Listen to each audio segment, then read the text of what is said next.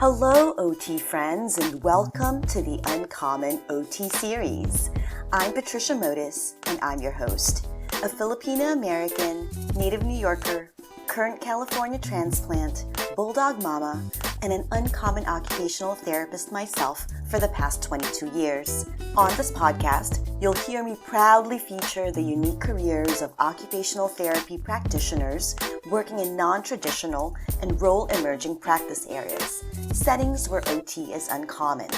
I invite you to receive a dose of OT inspiration, to learn, to think outside of the box, and to be energized and motivated to follow in these unconventional paths.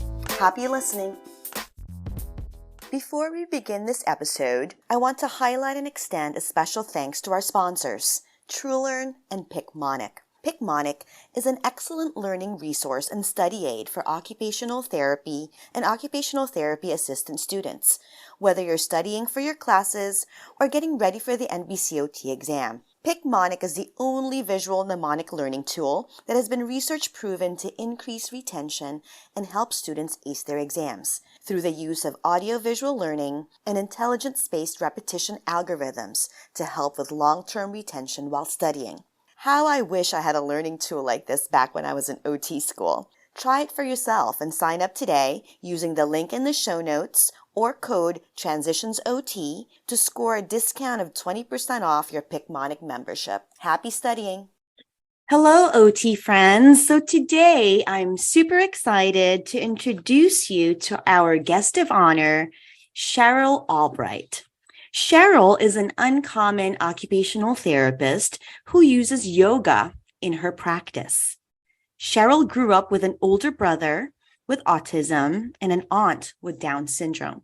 She began working with the disability community when she was 14 at Rotary Camp Onsewaya. She is a graduate of East Carolina University and has been an occupational therapist for 20 years.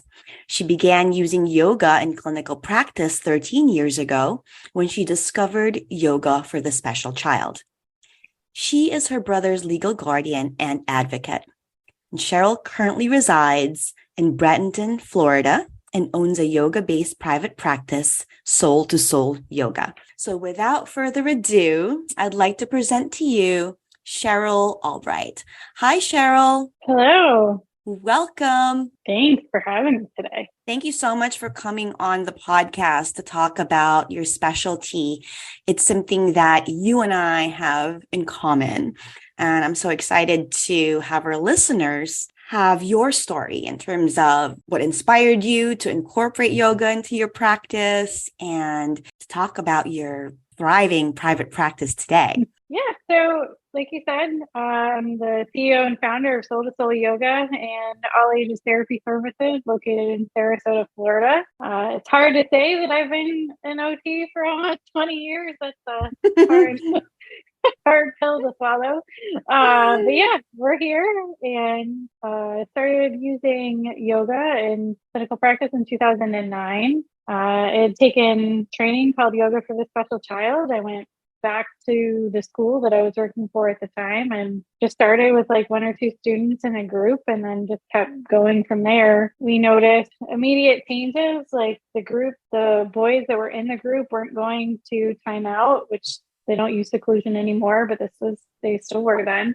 Mm-hmm. But it was 30 minutes once a week that they actually weren't having to run their behavior plans. And so, then the administrators started going, well, what are you doing? And so then my supervisor came in and the education supervisor and people started to kind of go, okay. And then, I had one student with Rett syndrome. I didn't know what to do. All the literature said maintain their skills and try to prevent loss, but they didn't say how. Things have changed now, but at the time they didn't say how to do that. So I said, well, I'll try this. What's the worst that could happen, right? And she was actually able to regain some skills with some modification, which is like unheard of in that disorder. So I thought, okay, well, this has merit. I'm going to continue doing my own practice and keep helping other people. And so then I was able to do traveling OT for a long time. I did that for several years and bounced around the country and tried it in different settings and anything from pediatric outpatient to pediatric inpatient, adolescent mental health, even some chair stuff in skilled nursing facilities when you could do groups before and then you couldn't. And now I can't keep track of what Medicare Part A keeps doing, but just tried it out in different settings and was like, okay, so I'm really starting to see something. And in the meantime, I would go about once a week or once a year for about a week for yoga training. Most people go for their 200 hours and they just go for it. And I was like, my brain doesn't work that way. I was like, I want small little bites. I can take it with me, assimilate it, come back for more when I'm ready, and then keep going. And that's how evolved from there. I actually took a travel contract to get down to Florida, and then we decided to stay here. So that's kind of got we it. got to see all things all over the place. Yes. So, okay. Thank you for sharing all of that. You said something as you were describing kind of your evolution about seeing something, right? So you saw something in yoga or in the application of yoga in your practice that was effective for the kinds. Can you, describe what that was that you saw? I was starting to see not only how we have to make goals and things have to be measurable and all of those things. And we were hitting goals and objectives and stuff, but it was like beyond that. Like kids just seemed happier somehow. There was more of a connection. They were happy to be doing what they were doing. It didn't feel like therapy. Yes. It felt like this fun thing that we were just doing. And I just happened to be facilitating it. Got it. Oh, I can visualize it, right? Because I understand the benefits and the magic of yoga and how it's full of options for people, right? And I talk about that all the time just because you can really just pick any limb and practice that, and that's considered yoga, right? So that's why I feel that, for clients that we serve, it's also it's a modality that can be so adapted and really be so connected to the occupational therapy sort of core values and principles, right? So I'm hoping we can touch upon some of that today so that we can really help, bridge this for some of our OT friends out there who might be struggling. And my hope is after this episode, folks will gain some kind of knowledge that's going to help them incorporate a little bit of yoga into their own OT practice. They probably already do. They're just not realizing it, right? Right. Exactly. Yes.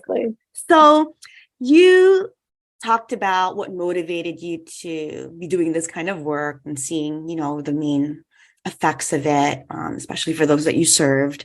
Was there any particular reason that motivated you to contribute to this podcast, aside from me asking? Well, there was that. I was like, sure, anybody gives me a stage, I'll speak on it, virtual or not.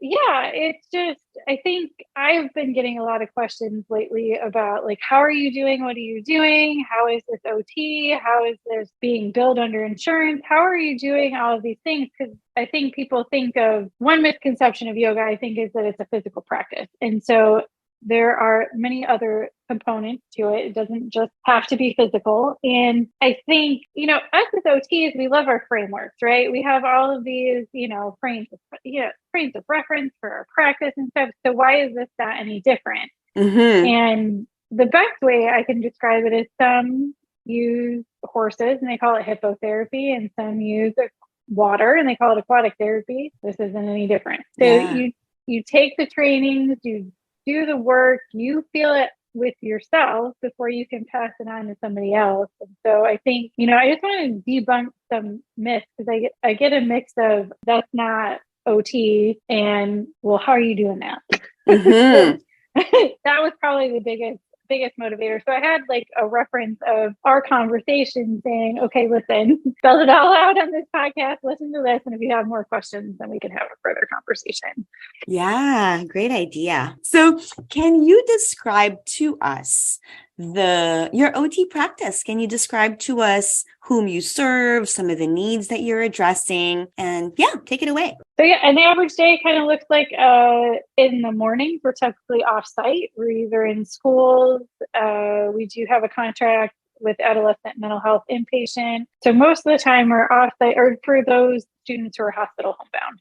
So they might not go to school. And then in the afternoon and the after school times, it's usually, I chose my office to record in today, but usually in the afternoons, it could be a little bit busier, either in center or off site, just depends on the day. So it's a mix of both community and your traditional outpatient might look as far as people coming to you. As far as the demographics, our ages range from 3 years old all the way up to, I think our oldest student is 84. And so anywhere in between.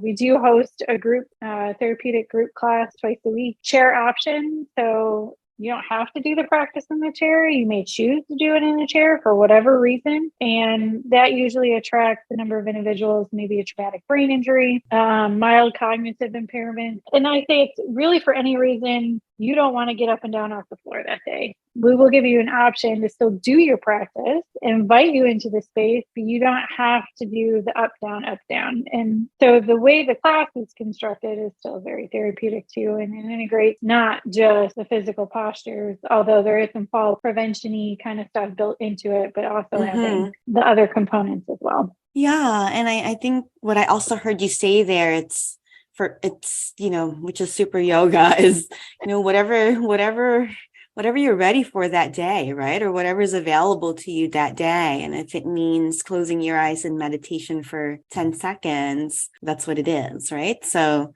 right. I heard that there.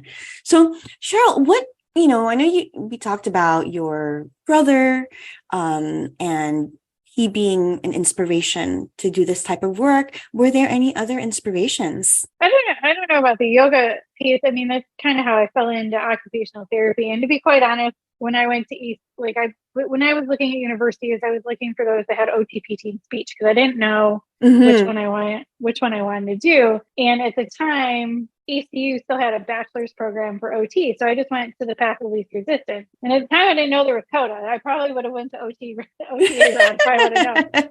Just like path of least resistance. Yep. We'll do that. That sounds great. I don't know. We had the sensory equipment in the home. So we had a ball pit in our basement and a trampoline and a swing set outside and all of the things. And I was like, doesn't everybody? Isn't that normal?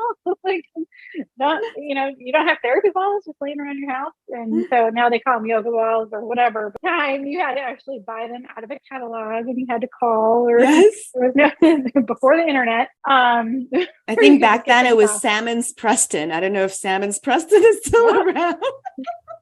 I think they're all online now. Yeah. I remember those giant catalogs that they used to mail. Oh my gosh, we're dating ourselves. That's all right. Yeah, no, and we had all this stuff in the house and I just thought that, that was normal. So when I got to OT school and we got to frames of reference and sensory processing, I went, light bulb. I was like, I don't know that I even need to pay attention for the next couple of weeks. This is what I grew up in. I just didn't know that was the thing, right? And so, and as far as the yoga piece, I think the biggest inspiration was myself. My teachers are big into you have to feel it before you can pass it on to others. And when I started the training, I was a very sick 20-something.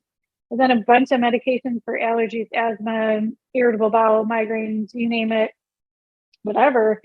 And thought, well, this is life. Doesn't everybody have all these kind of ailments that you just, live with?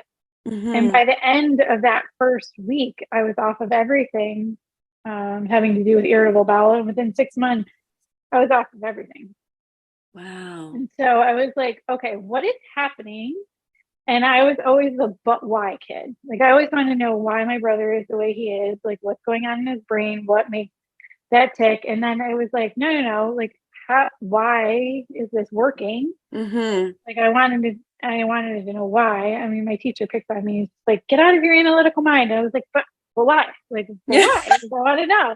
I have to know the things. And so, I just, after that first week started reading the Yoga Sutras and they gave me a list of books. I was like, but where do I start? And they're like, start with the yoga one and then kind of branch out. And so I did. I read the Yoga Sutras and the Living Gita and said, I only got about 3 pages of it. But we're just gonna, and you go back and revisit it and you always read something a little bit different depending on where you are. And from there, just kept, there's been some great books about yoga therapy and things out there. So I just kept going and kept learning and stayed curious. And I think there wasn't like a true inspiration. I would say it was more like, how did that happen? Like how, like, what is happening here? Well, that can be inspiring, right? Like seeing the change in yourself and seeing how it works for you. And I've heard that before from my other guests too, that, certain things were really their specialties really had a personal effect on their own lives. Therefore, that's sort of what fueled their passion. So I love that. And, I know that it took some time for you to begin to incorporate yoga. It wasn't right away, right after OT school. So was there, I guess, can you describe to us a little bit how you were able to bridge that together? I know a lot of our listeners are probably wondering, what kinds of credentials does one need? I know that you're a yoga therapist, correct? And there's also registered yoga teachers. So would you mind just clarifying for some of our listeners kind of the difference and where your expertise may lie? Sure. So yoga training in general is broken up into hours. As you know, I think you're 500. I forget. I'm 200. 200. Yeah. And so it's broken up into hours, right? And so the first chunk is usually a 200 hour, which is the equivalent of a month worth of training. Now, us as OTs and people that have master's degrees and beyond are probably like, wait, what? And so, I fight with the Yoga Alliance all the time. I don't really think they do a whole heck of a lot, and people are getting hurt. And I was like, you really have to start thinking about what the actual, because people then look at them like they're an expert in what they're doing and they've had a month's worth of training. I completely agree. In fact, during my training, I felt that, gosh, if I didn't have my OT background and if I didn't have that OT foundation, I'm not sure, this would have been, I don't know how well that would have really gone and what kind of knowledge I would have taken in, because it was really quite a lot of information for a short amount of time. And, coming also from a sort of trauma-informed lens, I felt that there were aspects of that were just sort of touched upon. And if I weren't an OT, I probably would not have been so cognizant or just so, open-minded about that piece. Yeah, no, absolutely. You're absolutely correct. And, the next chunk is usually like up to 500 hours and it keeps going. And I haven't kept up to date with the yoga therapist as far as, I think you have to have 1,000 hours worth of training. And so for me, they were doing portfolio reviews. I don't know if they still do them or not, but what happens is they go, okay, you're a medical practitioner of some point. We'll count 50 hours, which I was like, excuse me, but 50 hours worth toward the bulk. And people that have been doing this work for so long before they existed, really, they were like, okay, so let's take a look at, so I went all the way back. So when I first started with Yoga for the Special Child and was doing the groups and doing, and I was very conservative with those numbers. Like if there's only 40 weeks of school, let's assume that, 30 of those sessions happened and let's figure out, the numbers that way and all the work that I had been doing since. And so it was, well over 1,000 hours worth of that. And the fact that, they also want you to keep a certain amount of they call it professional development hours. It's the same thing. Anything that I teach, I make sure to get credentialed for both so that, if there's people out there like me that want both and can get credit and kill two birds with one stone, we can do that too. And so it depends, it's broken down into hours. And people ask me all the time, do I really need yoga training to be teaching yoga? Yes, you do. Sorry, but yes, you can teach funny stretches with a name if you'd like, but that's as far as it's going to go, right? And so the physical aspect, maybe, however, there's so much more that goes into the back end and the philosophy and pranayama is not just a breathing exercise, and like there's more to it than that, and it's more complex Yes. than that. And I've heard PT say that more, where they're like, oh, I don't need training, I can do that. All you're doing is silly looking stretches, then that's it. And like, Hmm. yes, you do know which muscles you need to engage, and maybe you do have some of that kind of knowledge, but that's as far as it goes. And all the subtle layers that are kind of involved get washed out if you don't have it. So yes, you do need something. Yes. I completely agree. And it's great to know that it's at least 1,000 hours. So that's significantly so much more, right? Which then equips you with so much more once you're engaged in practice with someone. Well, and there's degree programs now too. So the University of Maryland's Integrative Health program now has a master's in yoga therapy. And there's another university, and I can't think of it off the top of my head, but yeah, they're starting to recognize that this is a thing, and that, Mm-hmm. there's so much more that we can do with it. Yes. And it's important to I guess there's just more of a governing body that's sort of I guess you become accredited, right? There's someone who's checking to see that, these pieces are being covered within the curriculum. Yeah, and I think the International Association of Yoga Therapists has done a really good job of they have research symposiums, and they're the biggest outside of India. So they're actually looking at the people that are doing the work and what it actually Mm-hmm. means. And so like people like Satbir out of Harvard's mindfulness program, and people are really going leading that charge of like, no, like this is a thing, and this is what we're doing, and that there's research behind it, because Yes. they're always talking about evidence-based practice. Well, they make sure once a year they have this huge symposium of research. Mm-hmm. And so they take it pretty seriously. So it's not just this thing that you're I don't know. I don't know how to Yeah. describe it. So can you describe to us what a typical day might be like for you in your yoga practice? And then you talked a little bit about, the folks that you served. Um, yeah, just what's a typical day like? What are some goals that you work on with your clients? Because it also sounds like a wide array of clients, 3 years old to 84. So this is all ages therapy services, but we do have a wide mix. So it depends on the individual that's in front of you. And so, if you've ever met one person, you've only met one person, because everybody is completely different. And so some of the goals may actually look the same. With kids, some of whether it's trauma, whether it's autism, or any other kind of developmental disability, there's been some common themes. And so I use the quick neurological screen test, which is a standardized assessment. And they have a lot of the components of what's in my yoga class. So we're looking at the ability to call and respond. So I say something, you can repeat it, Mm-hmm. or you hear something and you can repeat it. Motor wise, there's balance. Can you stand on one foot for 10 seconds? Some of those kind of more familiar things that people may try. Mm-hmm.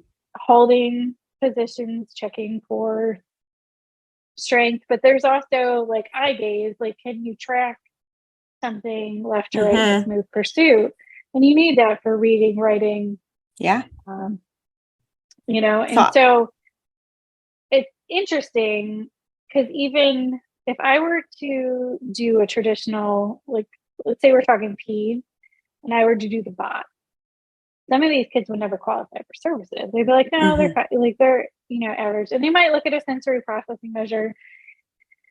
The thing I like is it leaves it in the neural realm. So when you're Mm-hmm. talking to insurance carriers, you're not talking sensory processing, which is something that's still quite taboo and insurance carriers don't want to talk about. You're talking about neurological function, and you're saying Mm-hmm. these parts of the brain are not functioning the way they should, and this is the functional impact of that. Mm-hmm. So it depends on the type. Some of them may have a hard time with sequencing. So they might have a hard time following those directions in a sequential manner. So how is that going to turn up? Well, they're going to have a hard time brushing their teeth or getting themselves dressed, or maybe they can't cross midline and then they can't wash their hair, or whatever the case may be. The goal is still functional. The modality is what they don't have jurisdiction over. So insurance carriers don't tell me how I'm going to get somebody from point A to point B. This is how I choose to get people there. And so the goals still stay pretty functional. In more of the cases of like mental health, it's like, how are we going to keep you out of the hospital? Okay. How are we going to keep you well? And how are we, what are those tools that we can use during the day? And the age span and that adolescents, so 11, 12 years old on up. And so it's a big need. Yeah. Is what I'm finding in this area. The state of Florida actually just opened up their Practice Act in the last legislative summit, and it was signed, and we are mental health providers. Not that we didn't know that, but our Personal Practice Act didn't say that. And so the state of Florida has opened that up. So, oh, congratulations, Florida OTs. Holy moly, I've been praying for that. So I swear the second it opened and signed, sealed, and delivered, it was like, that's when I started seeing a lot more of those. That's when I was invited into an inpatient facility. So we're starting to see more of, we got to get the brain and the body communicating, and how are we going to do that? And I tell people I don't work in silos. So if I want to know who the other providers are. Do you need a mental health referral? We're not doing this alone, and there needs to be other people involved. Yeah. Kind of an interdisciplinary approach, right? Yeah. Oh, wow. So I love that about Florida. That's so important. I want to kind of dig a little bit deeper into what you were talking about in terms of billing, right? And the vocabulary that you're using when it comes to billing, because that's how one gets reimbursed, or really your understanding of how to utilize that vocabulary when and, how. That's really what gets you reimbursed. So can you talk about that a little bit? Can you give us an example maybe of something that a typical OT out there can kind of relate to? Yeah, I would keep it as science-based as function, as possible. So like when I say neuro, yes, I understand that there could be some sensory processing issues going on. That is not going to pay, the insurance carriers are not going to pay for that. No. So one, how is it impacting function? Two, keep it in neuro. Keeping it to executive functions, right? Yes. And so you're not saying anything that you're not trying to like pull the wool over somebody's head. That's not what I'm saying. So if you look at the pyramid of learning that, the creators of How Does Your Engine Run came out with back in the late 90s, the central nervous system is your brain and your spinal cord. And your brain's main job is to keep you alive. And so when it's busy keeping you alive, it can't reach the higher centers of your brain in order to learn the skills that you need to do to be able to do the things that you need to do all, throughout your day. So it doesn't matter if it's a kid or an adult. Medicare, yes, I've gotten Medicare to pay for it too. And so, what does that actually look like? Like, what are you actually trying to accomplish? The goals still look the same, but instead of using, something like, it's a good example. So somebody who maybe has like an auditory processing disorder, I might write, we'll improve auditory processing by, being able to imitate a sound reproduction for safety out in the community. So like being able to follow direction is my point, is like, how do we get it to, be able to discern, a parent's voice from the crowd or foreground, background, so they can actually follow a direction. Yes, like how and is be it safe keep in the end. And because that's the ultimate goal. Right. And so it's no different than somebody who may be on the severe mental illness side of things that has to tune out their own internal noise or the voices or hallucinations with the rest of the world in order to not be hit by a car. Like, it's the same. The end goal is we want everybody to be well. We want them to be safe. We want them to be able to function to the best of their abilities. And so what does that look like? Insurance, I think because they see the word neurological deficits, they go, oh, okay, no problem. How are you able to connect? I guess you talked about having adolescent mental health clients, right? And I'm guessing maybe utilizing some anxiety reducing type, using yoga to help reduce anxiety could be like a very kind of straightforward approach, right? How would you justify something like that from a neurological perspective? When you end up doing the neurological screen, it will pull out things that aren't being processed. And so that's why I like it. For example, we have a student whose father has a substance abuse disorder, high level of anxiety, throw in being a teenager with social media and all the things. And if you were to just see her walking down the street, you wouldn't think anything of it, right? When you do the actual screen and start teasing out not just being in survival mode, for somebody her age, you wouldn't expect mirroring. You would think if I held up my right hand, she could hold up her right hand. Couldn't do that. Had a hard time keeping up in PE, but not enough to be like she's stumbling over her feet. Just she could tell you that she's like, I can't really keep up with my peers doing X, Y, and Z. Balance becomes an issue because when your brain is focused on 50 million other things, like keeping you alive, you cannot stand on one foot. And then what I noticed is some of the tasks that ask you to do things with your eyes closed and the vision is occluded, some of that goes right out the window. So what does that mean kind of in reality? I mean, some can argue maybe it doesn't have a functional implication, but if we're starting to become anxious and depressed because we're not being able to keep up with our peers and we're starting to recognize that socially, and maybe reading and writing is difficult because our brain's not focused and our eyes are like ping pong balls. And then I'm supposed to get up, shower, and do all this and function. I'm just not. The compounding effect of all of that too, right? Like feeling like you're not having the social support. How can one thrive in any environment if you're feeling different or ostracized or just not able to meet the demands, right? Right. And so it looks different for everybody. I call everybody friends or students.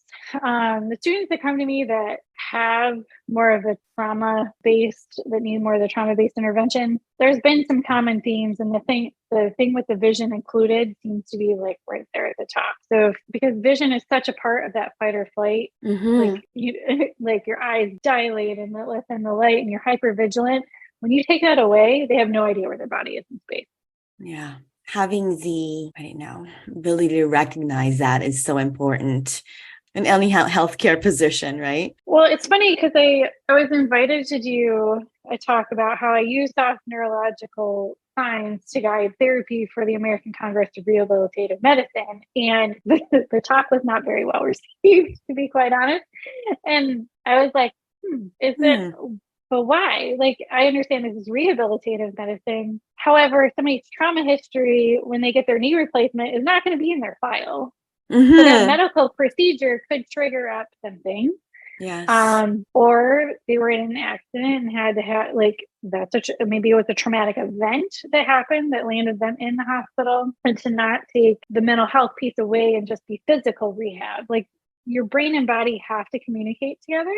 And so I'm confused as to what they were confused about. Yeah, me too. I guess that's the OT in us, right? And our OT lens that just, you can't take those glasses off anymore after a certain amount of time. Or I guess once you get it, you can't take those eyes off anymore because now you got it. And that's just the way that you're looking at life and the world. Right. Exactly. Right? So I'm super disappointed in that group of folks who just didn't quite get it, right? Particularly because they're all healthcare professionals. And I think, I learned that lesson through my work with my clients, right? Through listening and just kind of seeing what works and what doesn't work and how important it is to really understand. And I think as a profession, that's something that's really drilled into our heads, like how client-centered. And you started out by saying that. Everybody's different. Everyone is just different. So that whole client-centeredness of our approach, I think, is so key to what makes us really effective. Agreed. So thanks for sharing with us some of that. So it looks like your day can have some individual sessions and then there's some groups in there too. Do you have a team that works with you? Yeah, so I have another OTR. She was one of my students and she Ah, really gravitated toward it. I'm starting to get a little bit more pickier about the students that I see. I do work with some individuals that with developmental disabilities that have limited language. And I find that if students haven't had that kind of exposure, they're not going to be successful here. yeah. So it triggers their own fight or flight. The other thing I'm noticing is that I attract a lot of students with anxiety because they think they're going to be doing yoga all day. And the problem is I can't have somebody whose energy is up here because I need you down here to bring the next person down with you. And so, but yeah, she is awesome and doing a really good job. And we got her through Yoga for the Special Child training. I do have some OTAs that work with me as well that do a mix, and so we do have both. And I have one yoga teacher that does some contracting work for me. We have groups, and she'll see a couple individuals when I don't have to have insurance paying Mm-hmm. for the service. So it leaves us a little bit more open that way. And so I'm always looking. It has to be more than an interest. I can't just be like, oh, let me try this for a while and see what happens. Like it's a lot, and sometimes it's too much for people. And I've had, there's a couple OTAs that are like, this is not for me, and I'm like, Yeah. that's all right. That's okay. Yeah. Thanks for trying. And I don't. What I tell all of them is I don't expect perfection. I just expect communication. And so if something isn't feeling right, or you don't feel like this is the setting for you, or something's not filling your cup, please let us know. And then I'm in the works of restructuring some of the admin. So I do have somebody who just does insurance verification, Mm-hmm. benefits, and prior authorizations. And that's the only thing she does. She does it Okay. very well. Well, from my understanding, I think that's a big job. So it's good that she has no distractions. She only communicates with me. I had an assistant for 3 years, and she was offered a really good deal, and I couldn't. She had to go. So the first thing that popped in my head is if I had to do these things, this is going to come to a screeching halt. So I knew exactly who to message and like, can I do this on the side for me at least for a little while? And she's like, yeah, that's no problem. So Well, so I yeah. love that you have this team behind you that's helping you with your mission, right? And I also love that you seem to apply a lot of yoga principles even in your management of your team as well, which I know Working on is it. impossible to also not do, probably, right? Just like Yeah. the OT lens thing that we were talking about. And it's great that you have help with insurance and reimbursements, particularly because, now that's going to be a viable funding source for you now, especially with the whole mental health provider sort of, I don't know, what is that even called? Allowance? What is it called? I don't know, but what I'm doing now is challenging some of the insurance companies. So we do take, Medicaid, Medicare, and government, Okay. military insurance. And so they said, well, we're not opening up a network to providers. And I was like, except for in like behavioral health. And I was like, oh, funny. Here's the bill that's like 80 pages long. It says that I am a mental health provider. So no, you need to start opening up networks. I don't know if I'm going to win that battle, but I keep trying. Yeah. I think someone's got to oppose them, right? Someone's got to challenge, not necessarily oppose, but challenge, particularly if it's a new law. It's something that's, newly put into place because they may not know about it yet. That's true. And Florida Blue hasn't opened up in this area either. And they're like, well, we're only opening up to, and it seems like behavioral health. And I was like, well, listen, I at least like to open the door to have the conversation, even if I don't agree with your reimbursements and don't ultimately end up taking you, at least we've had the conversation. Yeah. And so anything to do with the government is just going to take time. So Yes. Are there other holistic OTs out there in Sarasota that you're kind of connected with that you can, I don't know, gang up together and kind of do some kind of class action? It's interesting because even some of the bigger organizations can't get in network either. So I do some work with Easter seals of Southwest Florida, and they're just as hogtied as I am. They're like, Yes. we can't get these boards to open up either. And I was like, you would think they'll negotiate a rate, but they're able to get, they're able to solicit for funds because they're a nonprofit.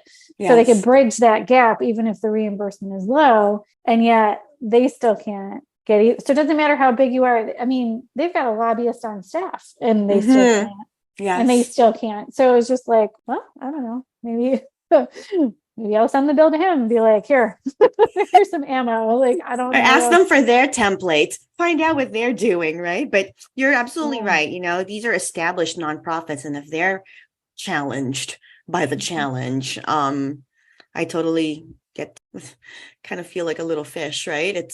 But then it's a changing ocean. The tides are changing. So hopefully it's just a matter of time until the payers recognize the value. Yeah. And I think too, with that Practice Act being open, so with the stigma that's around mental health, especially in kids and adolescents, that maybe parents who don't want to seek traditional counseling may be like, well, let's try this different approach instead. Or let's try, they may didn't think of OT because they think of like handwriting or something. So Yeah. I'm hoping this kind of bridges that gap. We're like, no, we still need this in place. And if we can, do this too, it'll be good. So Yeah, it's almost like hoping.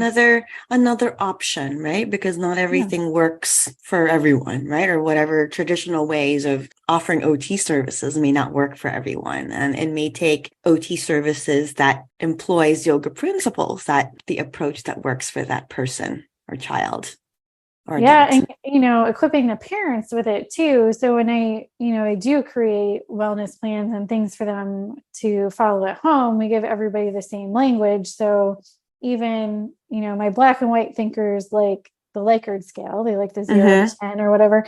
And, one parent said to me the other day, he just walked by and said 6, and I knew exactly what to do. Like it was a plan that was in place. And so that they could then do something. But he was starting to escalate, and at least he could get the number out, and then mom knew what to do. And so that it's empowering not only the child, but it's empowering the parent to be like, I got this. Yeah. Because now we're all speaking the same language. Yes. I absolutely love that example. I think that's where the frustrations come in, right? When folks feel misunderstood or just unheard, and that simple way of being able to communicate one's needs, right? And how one can assist one with one's needs is amazing. We're starting to do that in the groups too, like with the inpatient adolescent, the ones that are there for longer term residential. So I'll just do a quick check-in at the beginning of class, and they can put their numbers kind of down where their friends, they just give me a number, and I'm like, great. And then we go from there. Yeah. And we just, and hopefully at the end it's lower. And if it's not, it's because something came up, and then they need to go but do then it. You also know if it did not, right? Because there's that other, because they've communicated that it actually, no, it's about the same, which also dictates your next step. So great examples. I know we talked about reimbursement a little bit. So insurance is one viable option for funding. Are there other ways that you fund your services? Yeah, there's a couple different ways. I mean, like any other business, we love cash. So cash pay is always good. It's the gift that keeps on giving, right? Just energy that keeps being spread around. And so, obviously we'll take cash payment. Some of the other funding sources, at least within the state of Florida, there is a homeschooling scholarship. So if students are being homeschooled for whatever reason, they can access this. And so we can bill it like OT, and it just gets processed through a grant. Oh, I love that. How did you find out about that? Was this something that, you had to kind of research It was a scholarship fund that came out a couple years ago. There's a statewide conference called the Family Cafe, and they had a flyer, and I was like, oh, I wonder if I could be a provider. I am an OT, even though at the time I wasn't taking insurance. I wasn't taking anything else other than cash payment. And so I was like, oh, well, let me check this out. And so they're like, yeah, we'll just bill it under your OT license, and you put the academic benefit of, you have to put why it's academically relevant, and that's it. Mm-hmm. And so they're pretty easy to deal with. They've been kind of pokey, but well, Nothing you can't handle. it's fine. Prior to the pandemic, there's an organization called the Chanda Plan Foundation. And if you had to have a neurological condition on Social Security, and I think it was like 95% of your day had to be in a wheelchair. So traumatic brain injury, cerebral palsy, MS, spinal cord injury, they would pay for up to 6 months of alternative therapy. So it could be massage, acupuncture. Since the pandemic, I don't know if they've opened that back up, but some of my adults with cerebral palsy, we were able to get funding for. Okay. And this is prior to taking insurance. And so there's that. Okay. I do have private contracts with organizations. And so they pay me directly for my services. Those are more of the groups. Mm-hmm. When I go to an organization, and then one of the school districts I do have a contract with, and I just have to keep it academically relevant. Those are the top ones. Yeah. So academically relevant, which probably means more, attention, types of goals, handwriting, gross motor types of things, right? So can you give our listeners an example of an academically relevant yoga activity? So we do a lot with self-regulation. We come up with quicker wellness plans when they don't give me the time that I would like in order to, really have a robust plan, but coming up with something that works within the private schools that they're in and with the district. Because if we're not regulated, they're not learning anyway. The eye exercises are heavily focused on. Usually these students aren't in their school district for a reason. And so a lot of it has to do with, dyslexia, learning disability, whatever the case may be. Yeah. And so making sure those are put in there. Some of them choose, they want to work on balance and things. As long as we get some of the academic pieces in there, it's just, they can't dictate how I do my job. It's kind of how I look at it. And so, at a certain age, you got to start going assistive technology routes and things like that. So keeping it client-centered and focused. And if we're writing about like something that they are passionate about, or, keeping it, it's their session. Yeah. I'm just facilitating. That's yes.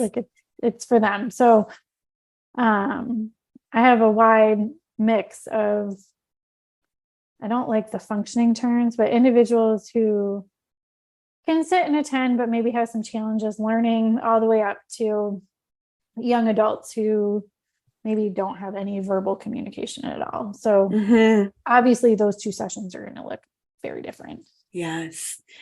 You have such a wide array of clients and needs that you're addressing, but again, with all of your examples, I'm seeing it. I'm hearing how you're using the same approaches. It's just the person and the need that really differs, right? So I love that. Anything else about, funding, salary, compensation that you want to share with our listeners? Do you have grants? I know you're not a nonprofit status. I'm not a nonprofit status. We were able to get some of the COVID funds that came out. I've looked into small business grants. I haven't been awarded any. I've definitely written a ton. Alice.com has a bunch for small business for a variety. And those that, identify as a minority, they have a ton of small business grants for that.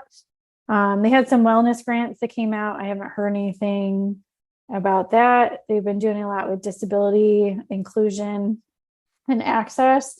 And those were more of like how to make your, could you make your space more accessible? And we kind of have all those pieces already, but still threw my ring into the hat for that one. Yeah. If there's a grant out there, I will write for it. And that's kind of how I work with my nonprofits too. I find it, karma yoga, right? Active service. Like, Mm-hmm. and if I come across a grant, I will email all of them and be like, hey, I found this. I don't know if it's a good fit for me, but maybe it could help within your organization. And here you go. And then if they need a piece from me, then they'll ask.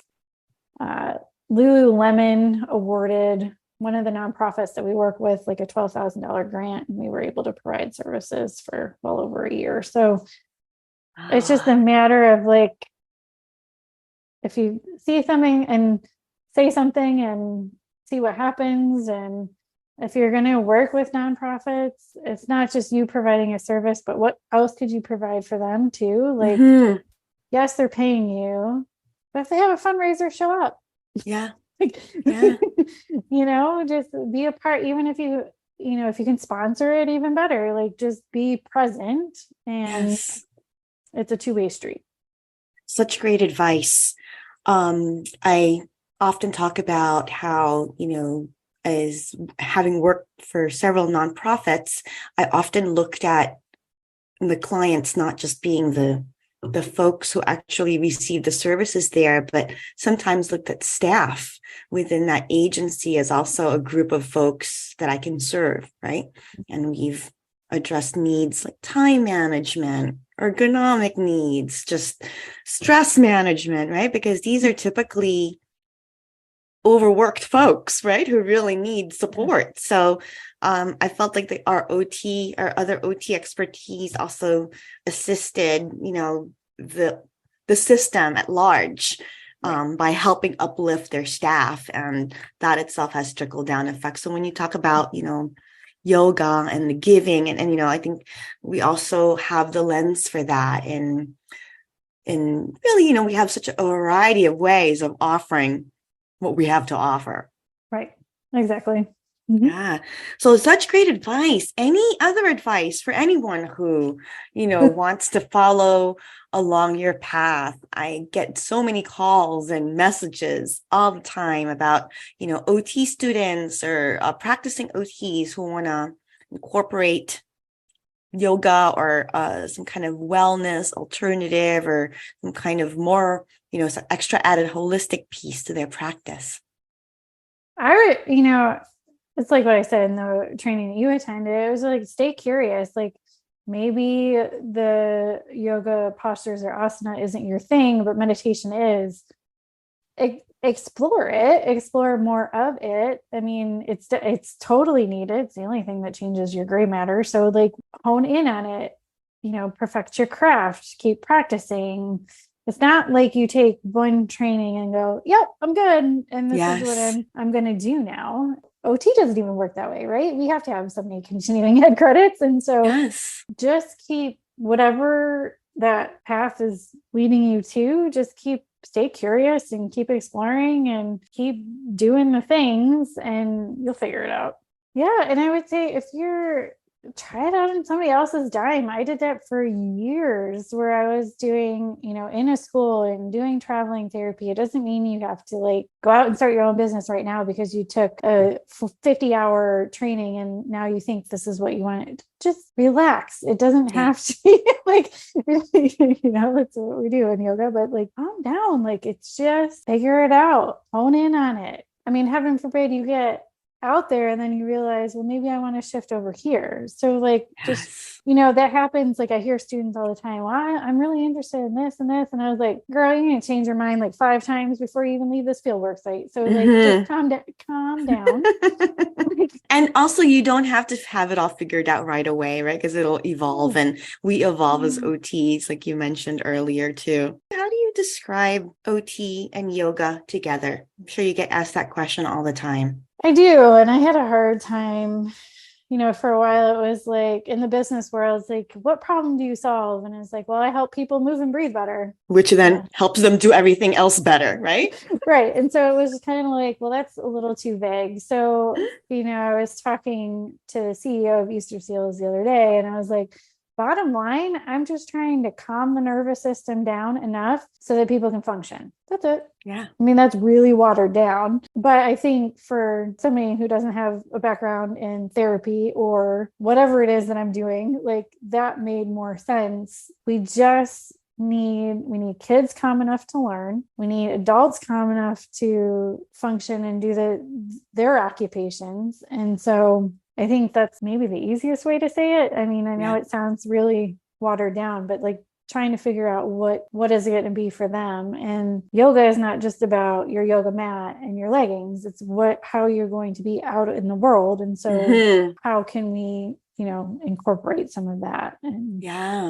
So that brings me to my next question, and, answer this in any way that you'd like. But, the 8 limbs of yoga and its sort of relationship to the core values of OT. I mean, I don't think maybe we don't talk about enlightenment in OT, but we talk about working with the whole person, and spirituality can be a part of that. And I think because yoga is not tied to a specific religion, that it can work with anybody's faith. And so, you do have the physical practices with, asana and pranayama, but you also have like the meditation, and maybe you don't talk about samadhi in your treatment session. However, but what would enlightenment look like for that person? Does that mean that they can just function in their day? Yeah. Like I have a student who's not allowed to have her rosary beads right now. She's Catholic, because of mental health reasons. And so she's not allowed to be alone with string, essentially. And I was like, well, then use your fingers. I was like, say your Hail Marys. And that's no different than a japa mala, right? Like, yes, doing your mantra with your mala it's like, well, if that's your mantra, then let's do it. If not, let's come up with it. Like, I am peaceful. I am like, we can come up with different things. And if you can't have the thing, you've got your physical body. So how are we going to do that? And so how do you adapt, right? How do you modify? Isn't that what we do? Yeah. I think we're experts in that, in fact. So how do you take all of those? And so like the yamas and the niyamas are the things that we're supposed to do and not do, or kind of like the ethical code feeds right into a wellness plan. And it's like that self-awareness of when I'm good or when I'm not good, and what that looks like, and what is that going to look like to an outside observer? How do we know when you need help, when you can't ask for it, and things like that? And so I think goes back to the student who was like, I'm a 6, and like took off in the house, and I was like, okay, but now we know not only, how much interoception for somebody on the spectrum is that? Like they're aware, now they have an emotion vocabulary and a way to communicate it, and now everybody around them knows what they need to do.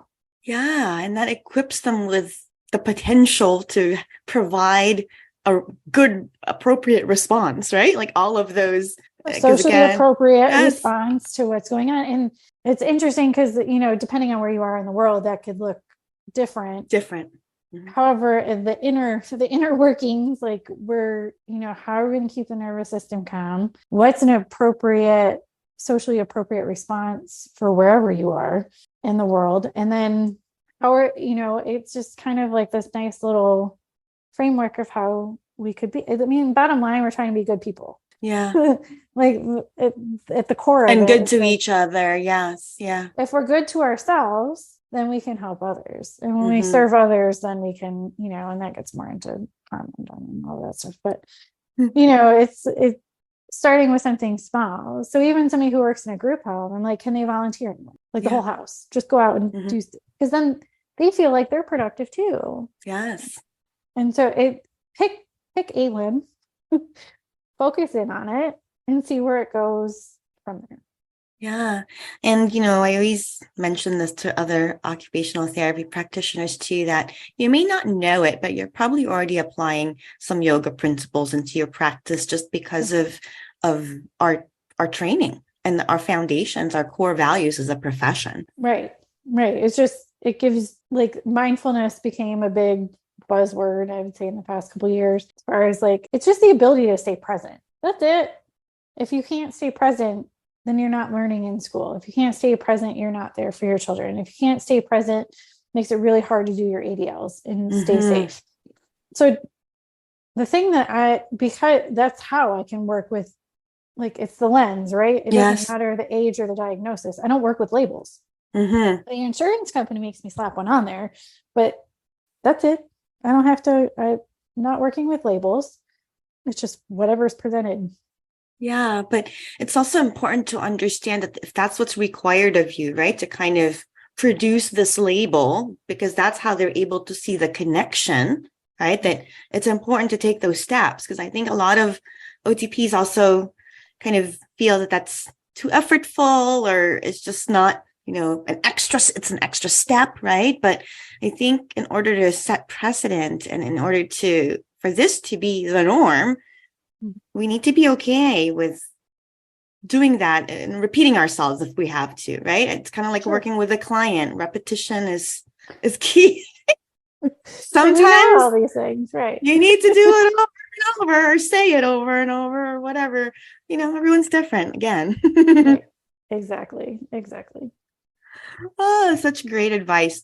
So I know you already talked about a myth or a misconception earlier. Are there others that you'd like to mention or demystify today? Oh, there's been so many. So I'm in the South and a relatively conservative part of this country. And so I think there's a misnomer that yoga is a religion, and it's not. There is some Hindu ties when it comes to, if you read some of the scriptures, but that's because that's where they physically were in the world. And they go, listen, Christ and Krishna doesn't sound too far apart, so just get over it and let's move on. I mean, do we have sometimes you just have to say no, right? I've heard, my husband was helping me with a resource fair, like a health fair table, and this older gentleman proceeded to tell us that his soul did not need to be saved. And it was, so we've gotten some of that. Yoga is not just a physical practice, that there are 7 other limbs, and I highly suggest, if you're interested, to go read what they are. Yeah. And that, there's a big movement now about decolonizing the practice. And I glad I was classically trained, and that I feel like just because I am a white cis female, that I am doing an okay job making sure that all of those limbs are presented, and that we're not trying to do what the West has done with yoga. Like, you come to one of my classes, you're chanting, like that's just how it's going to be. And so, nobody in this area does that. And if it turns people off, they're not my people. Like that's fine. There's going to be a different practice for them. And there's plenty of it. Getting comfortable with the uncomfortable is probably, isn't that what the yoga teachings are for? Like, to keep us calm amongst the chaos. And so, so some of that has been interesting here, and trying to debunk myths. And big one, well, I can't touch my toes, and I'm like, that has nothing to do with yoga. I can refer you to a physical therapist. It's great at manipulation if you'd like. Like, my friend that's over by the hospital, he'll be happy to work with you. And so, it's just, you don't have to be able to touch your toes. It really has nothing to do with flexibility. Anything, the physical postures can help you improve that if that's a goal for you, but that doesn't have to be like I can't do that because I can't. And I was like, okay. I stopped trying to like argue with it, because they've already kind of put their foot in the sand or whatever. And just like, well, there's options for the chair. There's options for there's so many different, there's props, there's things, like we can adapt anything. Yes, we can make it work for you, right? So I think that's a really great, I get that often too. Folks feeling like they don't have what it takes to practice, right? And then I explain kind of how I started and how I practice today. And it's not what one might imagine, where I'm doing headstands all day long. And no, it's really more of my own practice for whatever I need for that day. And that's kind of how I prescribe yoga to some of my clients, right? It's, take whatever you need. Yoga's the most forgiving practice that you can ever engage in. And so anywho, you and I probably we're singing from the same choir. But I so very much appreciate you sharing with us your path your practice today. Is there anything else that you'd like to share with our listeners? I don't think so. I don't know. We could talk for hours. So I know. Well, you've shared a whole lot already, and I really appreciate it.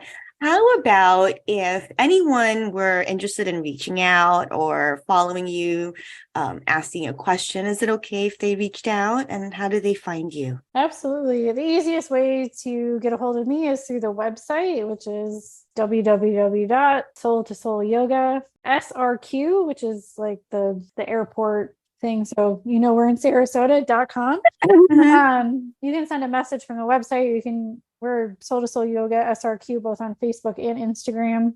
You can shoot messages there as well. But the website is probably if you want to try to figure out what it is that I'm doing, that's probably the easiest thing to look at. And we will definitely have your website, spelling, etc., listed on our notes, and even some of the assessments that you mentioned that you use, like the neurological screen that you use. I know I personally want to check it out and kind of see how I might be able to apply that in my practice. So we'll have those resources available. So thank you again, Cheryl, for your time. I love what you're doing for your clients out there in the world, and I wish you all the best. Thank you. And thank you for this platform. And that wraps up another inspiring episode of the Uncommon OT series. Connect with me at www.transitionsot.com. And don't forget to sign up to be part of the Transitions OT community. By doing so, you'll receive my latest compiled list of uncommon OT practice settings, the latest news on mentoring offerings, uncommon OT live events, non-traditional OT resources, and more. You may also follow me on my social media pages on Instagram and LinkedIn. And if you love this episode, head on over to Spotify, Stitcher, Apple, and Google Podcasts to follow, rate, and leave a review. I also ask you to consider pledging your support to my Passion Podcast project by being a patron on Patreon. It is very much appreciated. Sending big OT love. Thank you so much for listening. Until next time.